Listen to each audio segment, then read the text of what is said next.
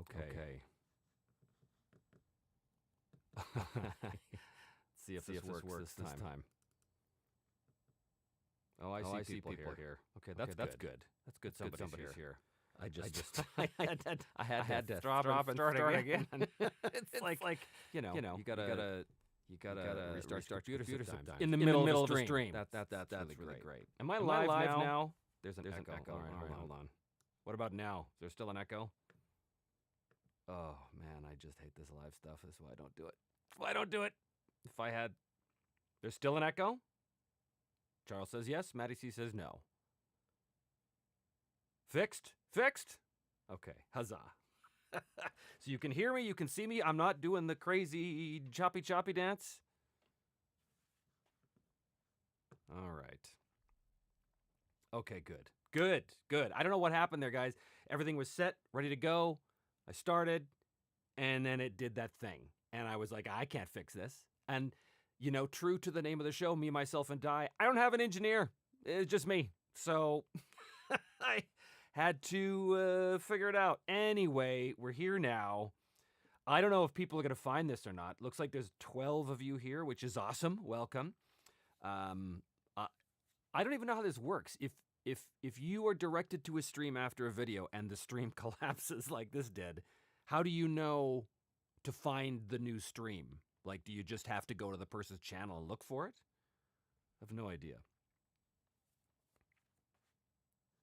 The man was trying to block my broadcasts. And I failed the live stream roll.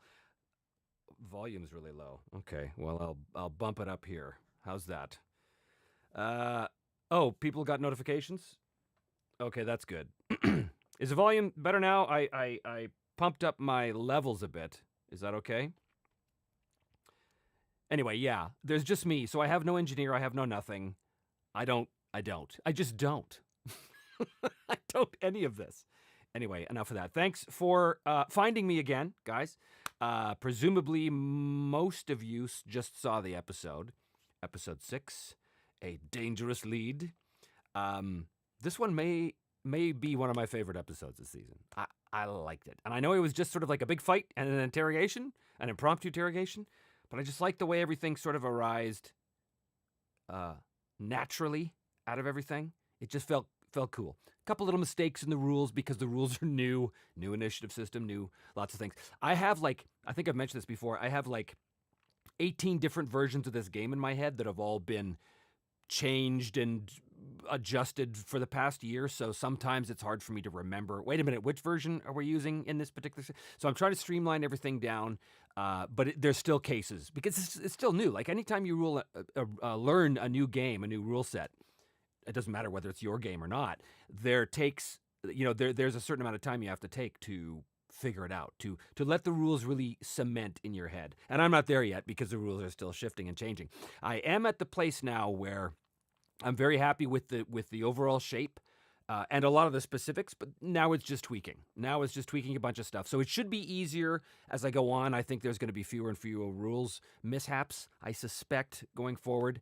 But of course, every time I test something new, it's going to create problems because it always does. Something looks fantastic on paper and then you bring it to the table and it doesn't work the way you wanted it to, or there's knock-on repercussions later. This is the joys of playtesting, as James Wood says. That's absolutely true. Anyway, enough about that. Yeah.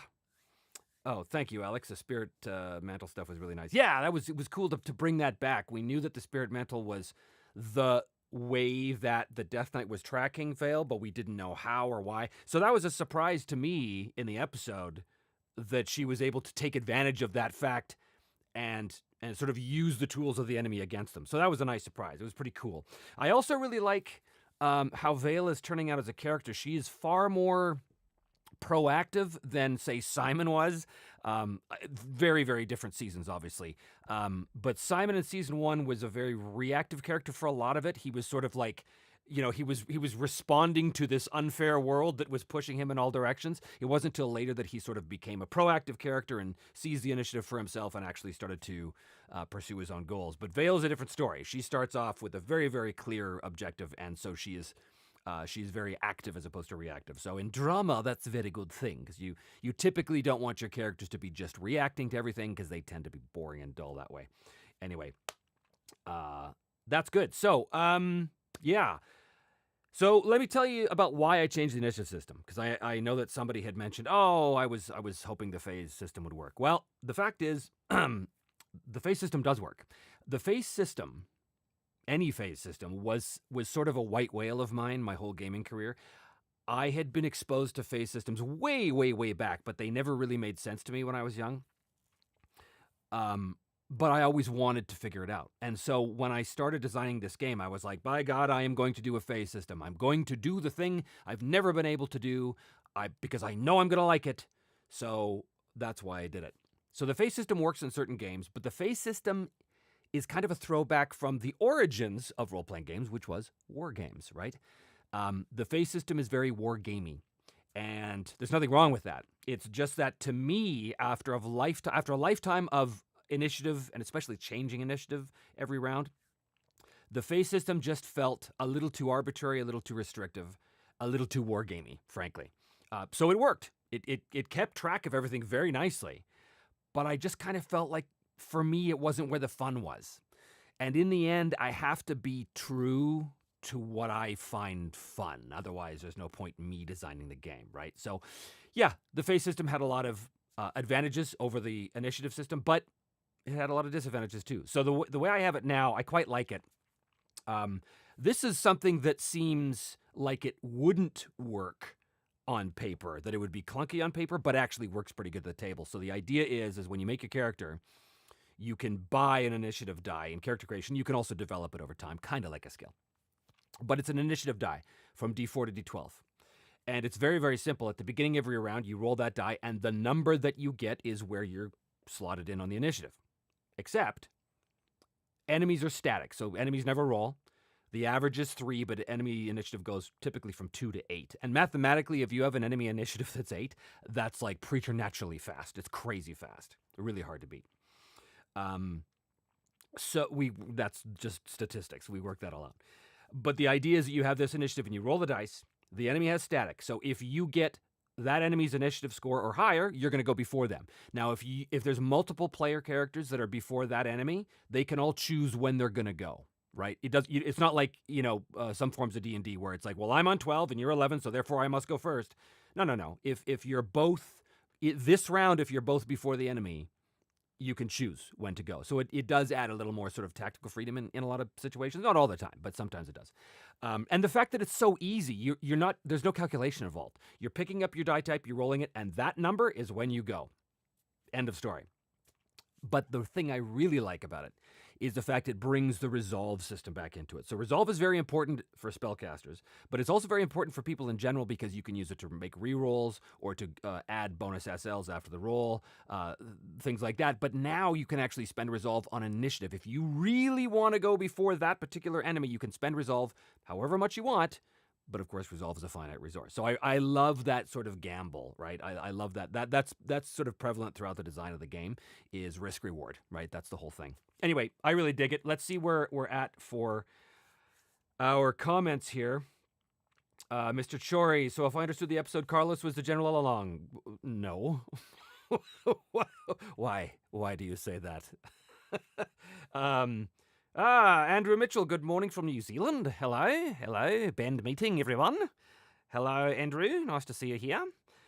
New Zealand, this may be the first fan I've had from New Zealand, so welcome. I was there in 2005, and I went because, of course, I went to see all the places where they shot Lord of the Rings, but back in 2005, there was nothing there. They hadn't figured out that they could make giant theme parks out of these things yet. So I remember when I went to the Shire set, to Hobbiton on the North Island there was nothing there. I'll never forget this. I have pictures of it. It was just the old boarded up outlines of where the hobbit holes were, but they were just the plywood supports, basically. So you saw these remnants. It was kind of like going to the Shire after in a post-apocalyptic setting. It was pretty depressing, to tell the truth, because there was nothing there. Now apparently it's some giant, you can go and I don't know, eat with the hobbits or whatever you do. But back then, I was like the only one there. And I think the farmer who owned the land at the time was amazed that I wanted to even go. Anyway, welcome from New Zealand. All right. James says, very elegant initiative system. Yeah, thank you. Here's the pros and cons. The pros of that system is it's very easy. You roll your die type, you roll. The bigger the die type you have, the more likely you're going to go before the enemy. Initiative changes every round, so that becomes a tactical concern, right? Just because you go before the enemy now doesn't mean you're going to go before the enemy in the next round, and it's easy to make that calculation because there's no calculation. You're just rolling a die and looking at the number.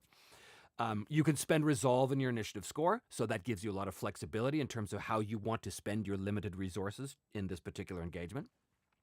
But the cons of it is that it's another die roll, right, which takes up time, and it's one more thing to track every round, which takes up time. I've talked a lot in the past about there's a spectrum that every game lives on, and on one side, you have detail of resolution, and on the other, you have speed of resolution. And anytime you add a detail or add a roll or add anything like that, you're moving away from speed and towards detail. There's no real way to mitigate that. Anytime you add detail, you're making the game slower. It's just the way it is. But my goal is to try and make sure that anything I do add is fun enough to justify the slight lack of speed. Right? And it is for me. So right now, I really like the shape of the combat system. There's still a few little things in there that are kind of hard to parse, but I suspect that's just unfamiliarity with it. I think that as I practice it, it's going to become... And I say this because there's a lot of aspects in this game which are kind of similar to Harnmaster, which, as I've said, is one of my favorite games. Also a very, very crunchy simulationist game. Lots to keep track of. And my first few sessions running Harnmaster as a GM was... tough. It was hard. I had to put the work in. But as soon as I did, I internalized those rules, and it was like nothing. I could run a Hardmaster combat like nothing. So I got all of the detail of my resolution that I wanted, and I got the speed. So, too, it's going to be with the Broken Empires. But, there's a lot of people that seem to be under the delusion that I'm creating some kind of rules light game, and that is not the case. If you want to play Broken Empires, especially if you want to run it, you got to put the time in. You got to learn it. There are rules. And you have to learn it. I mean, it's not a PhD. You don't have to go to university for it. But there are rules, and you got to learn it. And I think a lot of people who have become used to rules-like games are used to games that you can learn just, everything fits on a page. Well, sorry to disappoint you. That's not this game, right? You get out what you put in, right? So anyway, let's see where we are here. Terry says, yeah, likes the initiative system, like how players can choose the order. Yeah, I think that's really important. That's something that a lot of games do, like Forbidden Lands does that to an extent. A lot of the Year Zero engine games, which is Free League's games, do that, where a lot of their initiatives are based on cards. But once you get dealt the cards, and I love cards, by the way, I thought I'd hate them, but when I started to play Savage Worlds years ago, which uses a card initiative mechanic, I love it. It's just there's something so visceral and fun about dealing cards. But with Free League's games, there's cards, but again, the idea is you can, at the beginning of every round, as long as you're in communication with someone, or maybe that's just from Twilight. Anyway, there's so many different iterations of that system, but the idea is the players can swap their initiatives at the beginning of the round to better take control of the tactical situation. And I love that because it's a very easy way to give the players just that much more control over their tactical choices, which I think is hugely important in a tactical game. Not so much in a narrativist game, doesn't really matter, or in a rules-light game, it probably won't come up. But in a game like this, where there's lots of things going on, lots of moving parts, you want to make sure you're maximizing that. Now, I will say that what I don't like is trying to game the system or trying to min-max a system, or to have a system that relies on mastery in order to be effective. And that's, for me, that's Pathfinder 2. Pathfinder 2 is a game that you must have system mastery, otherwise you're going to be purely mediocre at best. And to me, I don't like that design. Pathfinder 2 has a lot of good things about it, and I've had fun playing it, but it's not my style. Because I don't want to have to master all these things just to play the game. I want to master a certain tactic, or a certain style of play rather than a certain set of mechanics or maths, Anyway, but that's just me. All right. Okay. Um, um, um. James Woods. Oh, yeah, you guys are talking about South. Oh, James, you're from South Africa. Ah, look at that, right? From Cape Town, maybe. I don't know. Where are we here? Do do do do do do do do. Oh, Mario from Germany. Hello, hello. I love how the conflict of conversation is handled. Yeah, that was I really like the social mechanics in this game. It makes a game out of it, and again, it's optional. You don't have to. Like in this past episode, at one point the general had to deceive the guards. Well, that wasn't some big social encounter. That was one roll. Did he succeed? Great. Move on. You only want to introduce those mechanics when there's something at stake or there's something interesting happening. And what was interesting about the interrogation, I didn't actually intend it to be a social encounter, and it technically wasn't. It was just an interrogation with the use of the timer die. But it wasn't. It didn't use all the rules of social encounters. But I really liked it because it provides this wonderful tension where the players are trying to achieve something, and they have to achieve something before a random element thwarts their plans, which is the timer die. It's very tense and it's very fun. And this was this idea of the idea that you have to succeed so much before you have too many failures comes from the One Ring, which I'm a big fan of. First edition, I have second edition. I haven't even read it yet, but the first edition One Ring changed my whole perspective on social mechanics. They had something called the not the journey, the I can't remember the name of it, but it's basically a social encounter where there's something called a tolerance value. And what that meant was the players can roll as many skills as they want, and certain NPCs will respond better or worse to different types of skills. But you can only fail X number of times. And once you fail that number of times, 3 typically, that's it. The encounter's over. The audience is over with that person, and that's that. So I took that and I bumped it up a notch. I said, okay, so now what's going to happen is the players are going to be role-playing the scene, and whatever they say, I'm going to interpret as the GM as to what skill that they need to roll.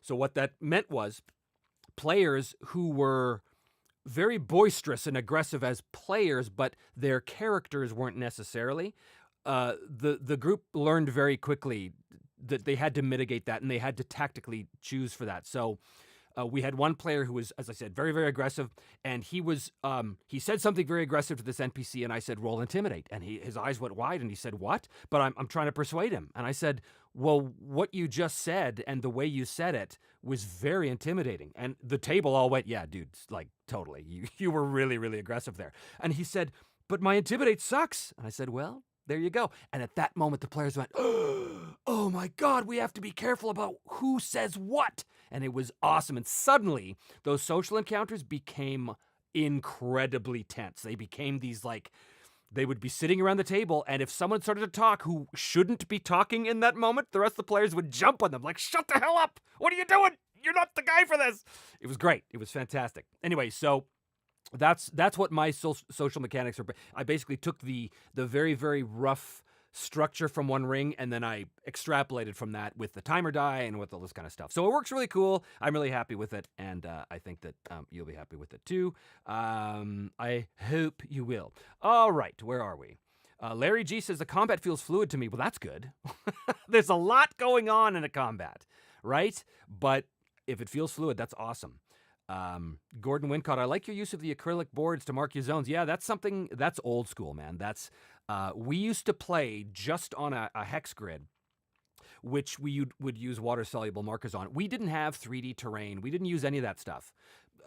Dungeon tiles, none of that existed when I was younger.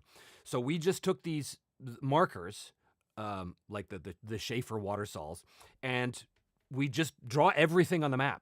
And it was all important. Like if you were in a clearing, a forest clearing, but there was a big log that the GM had, which in this case was me, if I had drawn a big log across the clearing, that wasn't just art.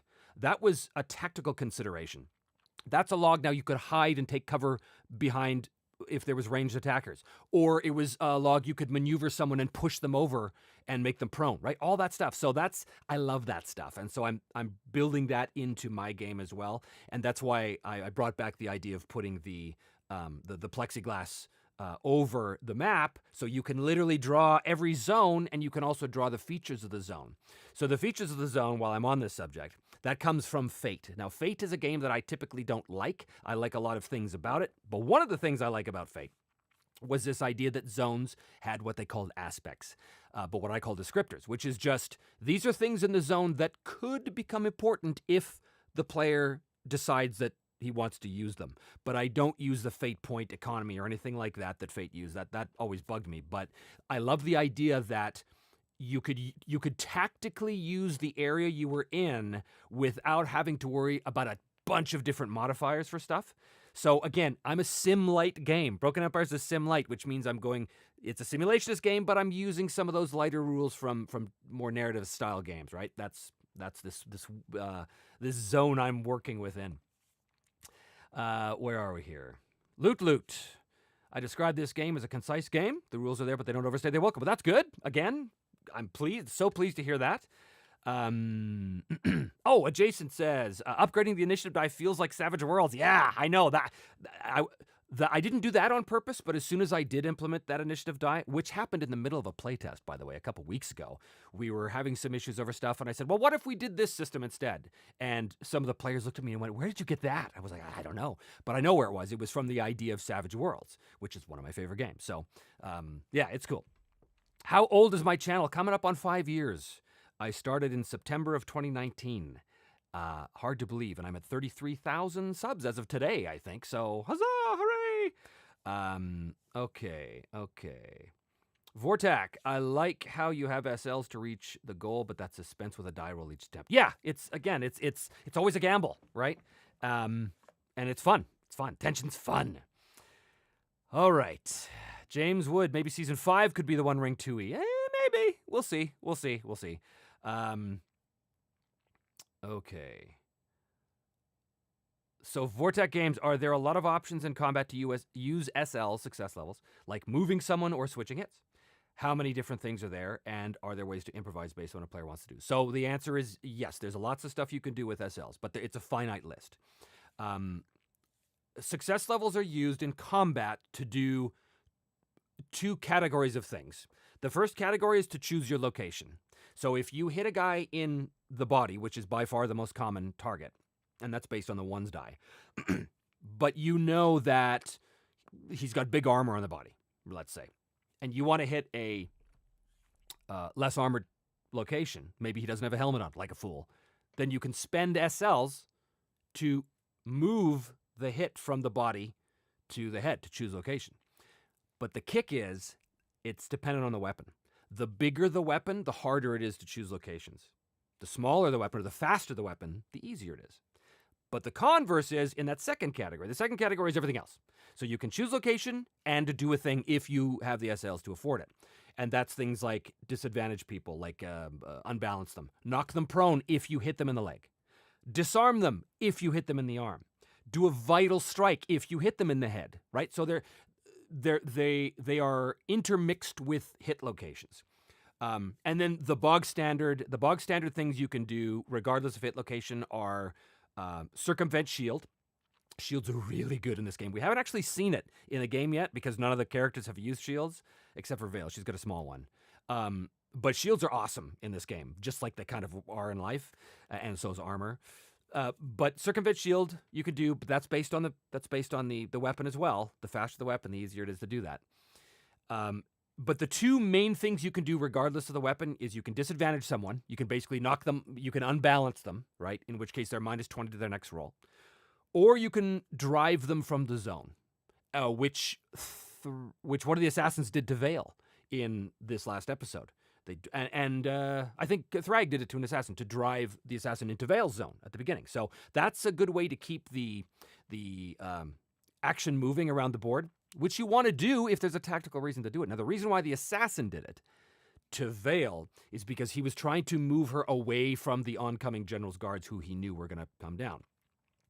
But you could, if you drive someone into a rough terrain zone, then they'd have to do an athletics roll, and if they fail, they fall prone in that zone. So there's that would be kind of like if there was that log in the clearing, in the zone, and you drove your opponent into that zone, you could say, I drive them into that log, and then they have to make the athletics roll, and if they fail, they fall prone. So I love that little tactical stuff. So yeah, the point is you can use SLs to do all kinds of things, but a lot of the time it requires, or it's dependent on the type of weapon you're using and where you hit them. But you can spend SLs to change that, right? So, okay. Zuzo's Corner. I don't have a group to do tabletop RPing with. Well, that's presumably why you were drawn to solo games, of which there are now 1 billion. Everybody says to me, so this is a solo game? And I say, no, it's not. It is not. It is a role-playing game, just like every other role-playing game I've ever played. And just like all the games I've played on the channel, with the exception of Ironsworn, it's just a role-playing game that I would play exactly as normal with a group of people, except I add in the Mythic GM emulator. And now I don't need the people. Now the emulator steps in for that. I still want the people. I still prefer the people. If it's a choice between a solo game and a group with my people, my friends, then there's no question. That's what I'm going to do. But I'm not making the Broken Empires a solo explicit game. It is a role-playing game. That if you want to play solo, you take an emulator and you do exactly to the Broken Empires what I did with Savage Worlds or Dominion Rules. You just have it stand in as a GM, basically. Now, that said, there are streamlining things I'm doing to make the solo experience easier on the player, because playing this game solo, there's a lot going on. There's a lot to track, and I'm trying to find a way to simplify that without reducing too much of the detail that you get out of it. And of course, that's a fine line, and that's something I'll be working on over the next few months, especially. But I haven't abandoned my solo fans, because I know a lot of you want to play this solo, and so I want to give you the tools that you'll need to be able to do that properly. It's just going to take me some time to figure out exactly how to do it. I'm still concentrating on the game as a regular multiplayer RPG right now. But the solo thing is definitely on the to-do list. All right. James Wood, I've been reading the rules for Rangers of Shadowdeep. Yeah. Which looks like a good solo RPG type of experience. It is. It's awesome. In fact, I did an episode not too long ago, a few months ago, where I played a one-off of Rangers about they were hunting werewolves in their midst. I love Rangers of Shadowdeep. So much fun. It's a tactical minis game, but there's a lot of RPG elements to it. It's super fun. Super fun. I want to do actually a full campaign on the channel, maybe after season 4. And maybe I'll do it with one of my friends too, because that might add a nice dynamic, so to switch it up a bit. Anyway, we'll see. It is super fun though. I love it. Gordon Wincott, I'm a Fate player, and yes, I did state in the episode that your zone descriptors look familiar. Well, that's where they come from. Yeah, 100%. The Broken Empires is unabashedly and unapologetically borrowing from about 40 different RPGs that have experience with. So that's not a surprise that you're going to recognize certain aspects. See what I did there? Certain aspects. Oh, Fate player. All right. I love how the interrupt scene completely pivoted the direction the story was taking. Yeah, me too. That is the best thing about the Mythic GM emulator, is the dice tell the story, man. You have no idea where it's going to go. And you never know what the outcome's going to be. And you never know what seemingly unrelated aspect of what has happened so far is going to suddenly spin everything around into a new direction. I can say, honestly, in all the seasons that I've done, and fourth is no exception, that has been the case. I never know what's going to happen. I have no idea what's going to happen. And that's doubly so in the finales. To avoid spoilers, I won't give any details, but in the finales of every season, I've gone into it going, yeah, I don't know how they're going to get out of this. But somehow they do, and it's always awesome. Embrace the chaos, says Michael Farndale. I agree. Embrace the chaos.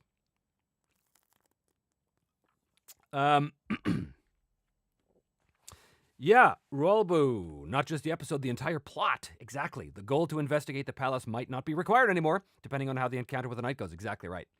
And I love that. I love the fact that thread, her whole thing about I got to get into the palace again, is now, well, maybe I don't. Maybe I don't.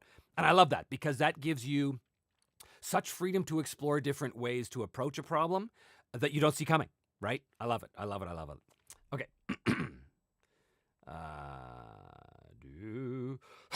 Vortak. Are there set consequences when you disturb the weave and fail with the magic system like White Wolf Mage paradox effects? Yes. So that is what the weave reactions are. They are basically the paradox effects from Mage. Sort of. The idea is Magic and the Broken Empires is at its most effective point when you are not disturbing reality too much. So basically, the more subtle the magic, the more likely you're going to slip it by the goalies, so to speak. You're going to be able to cast a spell that does not get the repercussions of reality crashing in on you. So the idea is, the more ostentatious the spell effect, the more the weave is going to try and punish you by screwing something up. And there's a list of 10 weave reactions, and I like to keep them random. Excuse me. But the number of weave reactions is based on the ostentatiousness. Is that the word? Ostentaniability. The big wow factor of the spell. So that's up to the GM, right? And there's lots of guidance in the book about how to do that. But some spells have 0, right? If you're doing if you're doing a healing spell on somebody, but you're doing it over the course of an hour and you're mixing it in with a heal skill roll, there's 0 weave reactions. Because it's like, well, maybe they just healed naturally. The idea is if there's a natural explanation for something, it's less likely that the weave is going to interfere. If there's no obvious way that this effect could have happened without the intervention of magic, then the weave is going to say no. And there's all kinds of stuff. It could cause you fatigue. It could cause you damage. It could. There's a timer die involved as well. It could. You could have a wild something called a torn weave effect, which is just a completely random magical thing that could happen. There's all kinds of stuff that happens there. So yeah, I kind of love it, and the playtesters so far have loved the magic system too. Michael Farndale, can weave users try to counter each other? Yeah, currently there's an untested thing in the game called Counterspell, and that is specifically what that's designed to do. The idea that a spellweaver can see what the other one's doing and try and interrupt them. That hasn't been tested yet, so I'm not going to say much more about it until I do test it. But yeah, that is definitely the plan, that will be part of it. Terry, would it be possible to have some rules that would apply to solo only? Rules that make solo easier, but not that you would use in with a group? Possible, yeah. I don't know what that would be right now. But probably. I mean, the way the game works, if I just reduce the complexity in certain areas in order to make it more solo friendly, I would lose some options that the characters have. And if you do that, then you kind of mess with the character creation system a bit, because that could mean that the character buys something in character creation or acquires something that now they're playing solo no longer has any use. So that's what I mean. It's a very fine line. I'm trying to find the balance there. That's going to take some time, but it's it's on the menu. Okay. Gordon, I'm finding the power of the GM emulator as a GM's tool for regular group play. It's great when preparing for episode ideas. 100%. That's how I used it for a long time. I used it as a module creator, an adventure creator, like an adventure crafter, and I used it at the table. When I would go in thinking, I have no idea what's going to go on right now in this game session. I'm just going to totally leave it up to the player's actions and to pure chance. And it's awesome. It's so much fun. Okay. Terry, did I hear right when an impossible odds roll was 50-50? Okay, so you heard right, but what you didn't see was the Mythic table. So the way Mythic works, if you're unfamiliar, is there's something called a chaos factor. It's between 1 and 9. And the higher the chaos factor, the more likely a yes result is on the table. So when I say it's an impossible chance, what that means at the current chaos factor, that actually meant 15% or whatever it is. But if you were at a lower chaos factor, that chance would be reduced to probably nothing, right? Just like if you were at a higher chaos factor, the chance for an impossible event would be much greater. So that's how that works. You assign a probability to it, but know that the current chaos factor is going to affect that. It works really well. So when you hear there's a 50-50 chance, that does not mean that if I roll 1 to 50, it's a yes, and 51 to 100 is a no. That's not what it means. It's referring specifically to the Mythic GM tables. Oh, and then Thomas Rani has just explained exactly what I just did, so thank you, Thomas. James Wood, the Death Knight is giving me very strong Ringwraith vibes. Yeah, I guess. Sort of an Egyptian Ringwraith, maybe? We'll see. We'll see. I don't know much about the Death Knight. All I know is what we discovered in the Lichdom little 2-episode prequel series, which I did earlier this year. So we'll see. We may find out a lot more about the Death Knight next episode. Okay, Rolbo. So the 12 success levels that you needed to reach in this episode, would you consider that a big spell? Good question.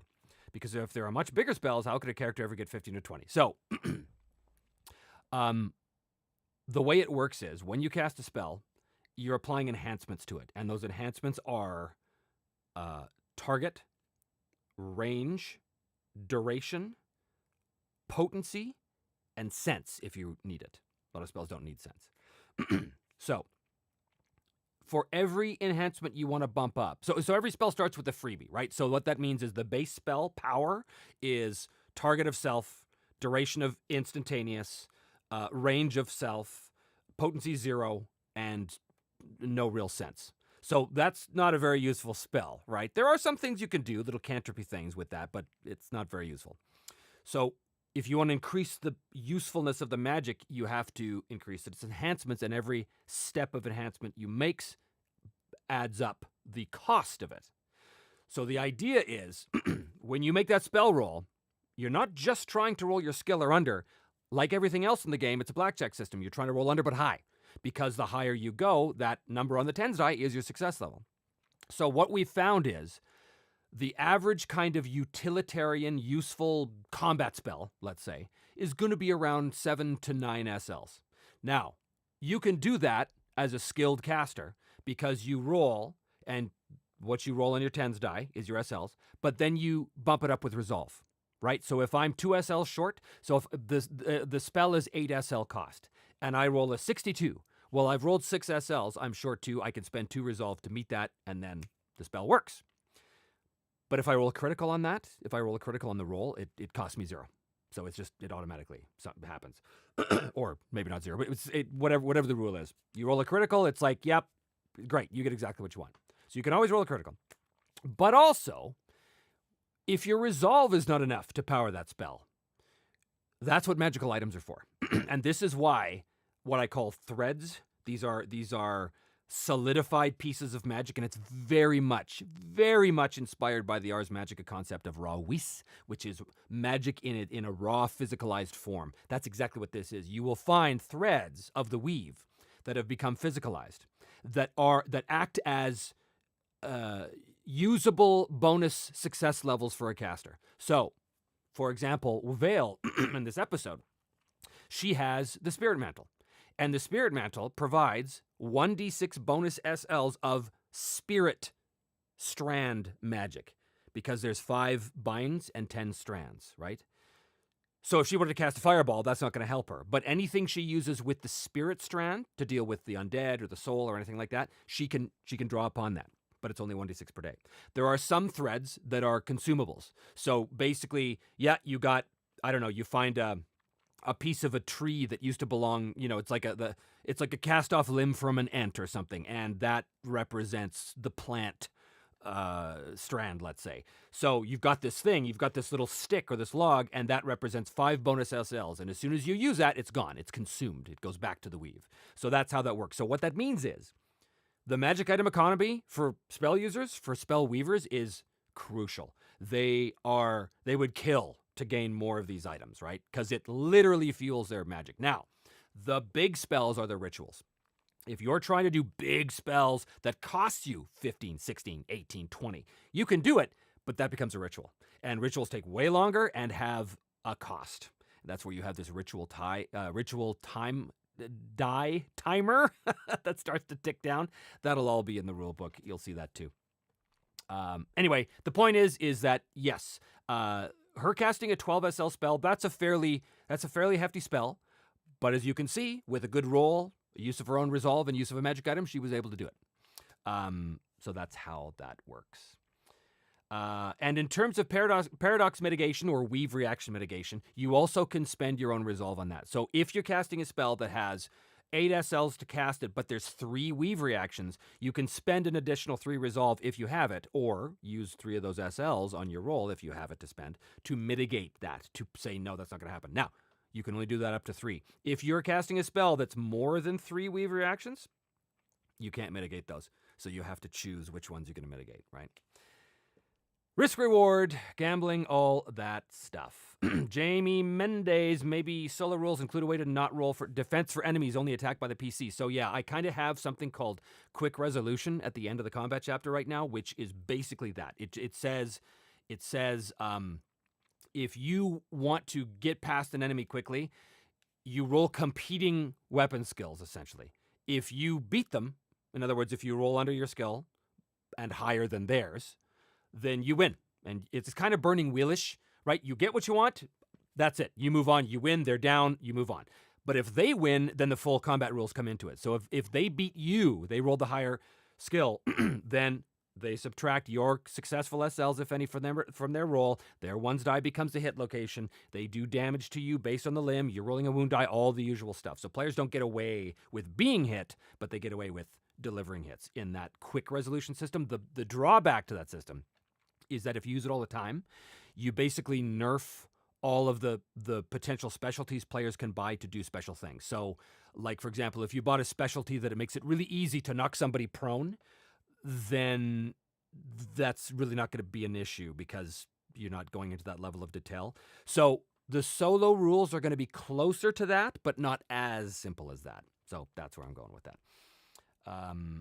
Thomas Rani, sorry if you clarified this already, but on the death die roll, are you rolling under the accumulated wounds? Yes, correct. Well, you want to roll over, actually. So if you have 7 accumulated wounds, so the death die, let me explain the wound die and the death die. The wound die is anytime you take a wound of 1 point or more in any hit location, you roll that D10. And if the number comes up the total number of wounds in that location or less, then that location is incapacitated. And that has certain effects. If it's a leg, you fall prone. If it's your right arm, you drop your weapon. It doesn't always have effects. In the episode, we saw that Thrag hit the assassin in the left arm and incapacitated it, but that had no effect because she didn't have a shield. If she had a shield, she would have lost the shield. But she didn't in this case. So that's how the wound die works. The death die only applies when you have taken enough wounds in a location to go over its lethality level, and each location has different lethality levels. Once that happens, then you roll the D20 death die, and if you roll the number of current wound points in total in that location or less, you're dead. Unless you're a player. If you're a player, you get an endurance roll, and even then there's an option to say, well, it doesn't necessarily mean death. It might mean maiming, permanent scarring, whatever the case is. So there's lots of different levels to bump up or down the difficulty for your players, right? But by default, if you roll that death die and you roll your current number of wound points or less, and then you fail your endurance roll as a PC, that's it. You're done. And then there's weary. Weary just means that as soon as you take 10 points in any location or more, everything you do is minus 20 until you're down. So that was a little mistake I made, actually. At one point, one of the assassins should have been weary, but I don't actually think it affected one of the rolls because they failed the rolls anyway. But it would have. As soon as you're over 10 wound points anywhere in the body, you're considered weary, minus 20. It's getting harder to fight, right?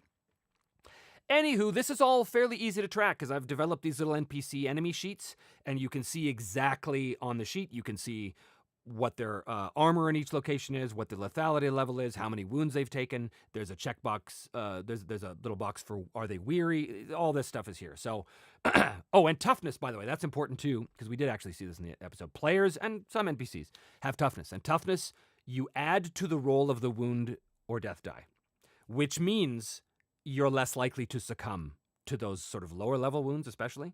So if I have a toughness 2 and I've taken a 4-point wound, I roll the wound die, but I'm adding +2 to the roll. So basically it's kind of like getting the first 2 points of wounds for free, right? So that's another thing. Anywho.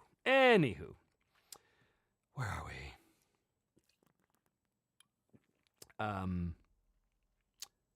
Where are we? Carlos is the Death Knight. Calling it now, says Larry G. I'm gonna give a hard no on that one. I'm not gonna let the Mythic emulator figure that one out. Okay, that's pretty funny though, and as everyone in the chat seems to agree. Magic items were an aspect I did not know about so far. It sounds cool. Yeah, I really like how magic works and how magic items work in this game. It's very, very neat. Michael Farndale, will there be a list of strands for the weave, including examples? Yeah. I mean, there are in the book, obviously. As I said, there's 5 bindings and 10 strands. And that is highly, highly and heavily inspired by Ars Magica. So the idea is the 5 bindings are basically verbs. How do I choose to affect reality? And the 10 strands are, what aspect of reality do I choose to affect? So Vale, she did a witness spirit. Witness means perception. She's perceiving the world. And the strand she used was spirit because she's witnessing something to do with the undead, right? If you want to cast a fireball, first of all, there's going to be huge weave reactions for that one. But if you want to create a fireball out of nowhere and huck it at a guy, that's going to be conjure, which is creation, and fire. Boom. Put those together, you add your 2 skills, that becomes your skill, that's what you roll. In its most basic form. On average, how long does it take to film and edit an episode? I've talked about this before, but I'll mention it again.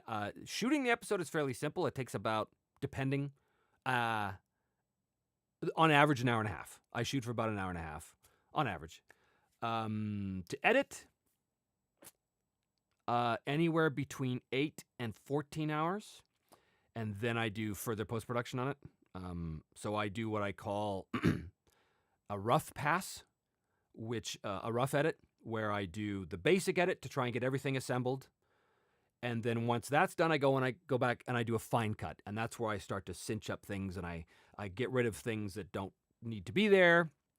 And then I make sure that the titles are there, and then I make sure the sound effects are there, and I make sure the music is there. And all of that takes about, from shooting to upload, anywhere between 24 and 30 hours an episode probably. So it's a lot of work. It's a tremendous amount of work. But I think it's worth it because there's nothing like this on YouTube, right? Like, I'm pretty confident in saying that my actual plays on YouTube are probably the most highly produced ones. They're most like a TV show, which I'm going for. That was the whole point.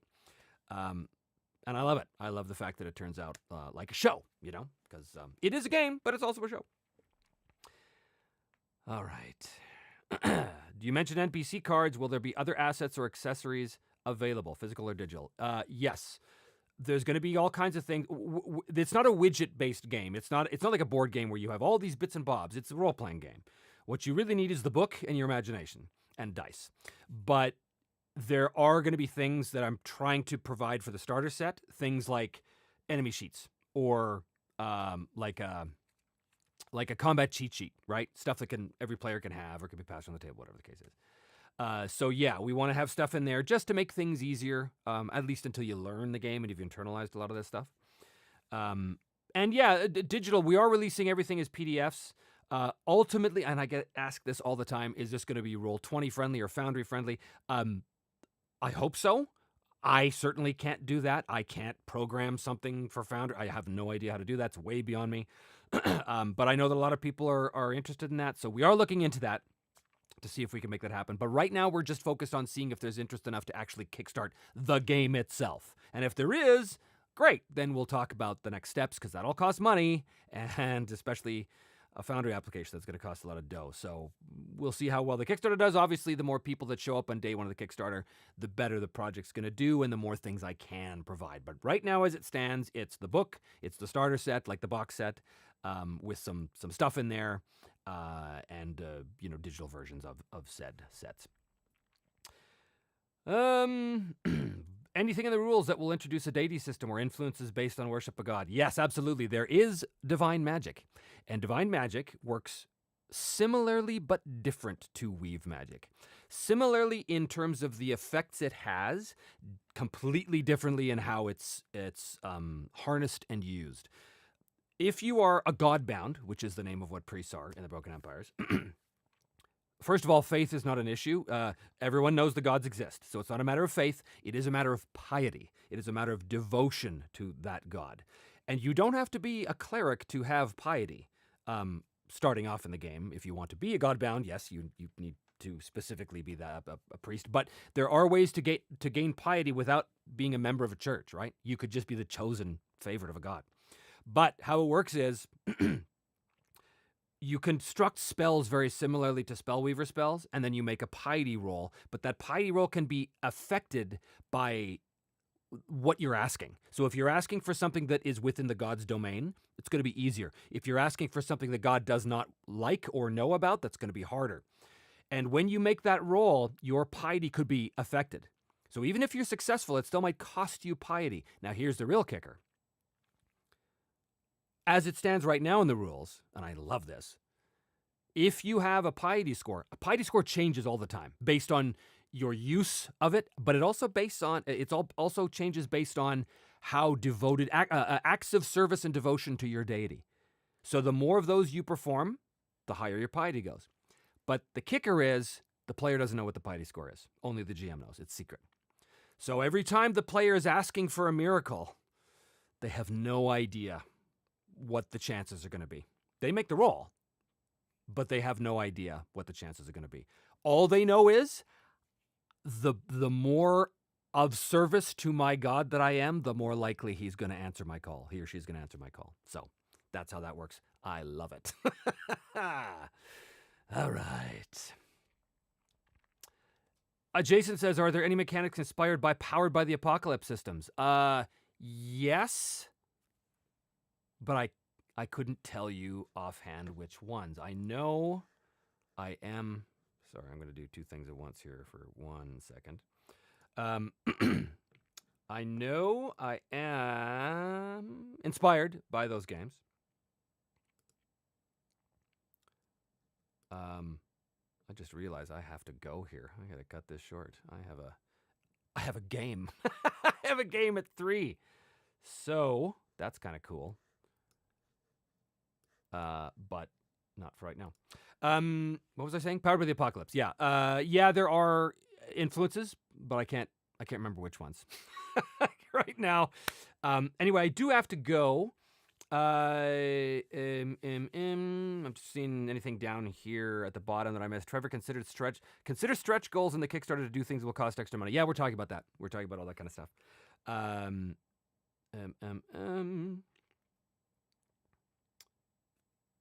Mr. Choi asks, so doing something your god wouldn't approve of would reduce the score too? Yeah. It wouldn't necessarily reduce your piety score, but it would reduce the roll. If you do something if you're asking your god to do something for you that is against those god's principles or precepts or doctrines, you're gonna have a penalty because the god obviously doesn't like that, right? So you're a lot more restricted. Oh, and also each god has a domain, and those domains sort of represent binds and strands. So it's much easier for the war god to, enchant your sword to do more damage for you than it would be for him to heal one of your enemies, for example. That's not saying he couldn't do it, but if you asked him to do it, it would be penalized because that's not his thing. Anyway, I got to run. So thanks, guys. Thanks for bearing with the false start and the weirdness that happened there. Please do continue to watch the show and hit like and subscribe. And if you haven't pulled the trigger on becoming a VIP for the game, it is such a huge help when I see more people decide to come on to help support it. It really gives us a great gauge as to whether or not we're going to be able to make this thing work. And I really hope we do. We're looking good so far, but we won't know until day 1 of the Kickstarter. So please do consider doing that if you have any interest in that. Other than that, I got to go. So thanks, everyone. And I will see you on the next Me, Myself, and Die, whatever that looks like. Okay.